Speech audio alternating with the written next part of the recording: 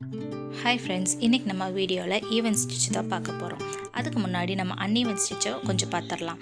Uneven stitch பாருங்கள், அந்த கேப்பும் அந்த த்ரெட்டும் அன்ஈவனாக இருக்குது பார்த்தீங்களா, அது அன்ஈவன் ஸ்டிச். ஈவன் ஸ்டிச்சுனா அந்த மேலே வர த்ரெட்டும் அந்த பக்கத்தில் வர கேப்பும் ஈக்குவலாக இருக்கணும்.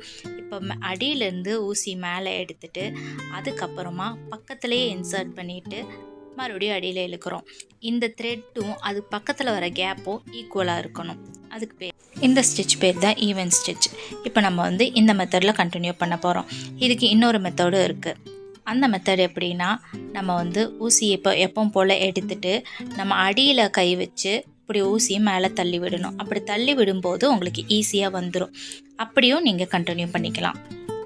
இந்த 2 மெத்தடில் உங்களுக்கு எந்த மெத்தட் ஈஸியாக வருதோ அதை ஃபாலோ பண்ணி அப்படியே இந்த ஈவன் ஸ்டிச்சை போட்டுக்கோங்க. ஈவன் ஸ்டிச் நம்ம நிறைய இடத்துல யூஸ் பண்ணிக்கலாம். இப்போ ஒரு டிசைன் போடுறோன்னா அந்த டிசைனுக்கு நம்ம பார்டராக கூட ஈவன் ஸ்டிச்சை சின்ன சின்னதாக போட்டு கண்டினியூ பண்ணி நம்ம முடிக்கலாம்.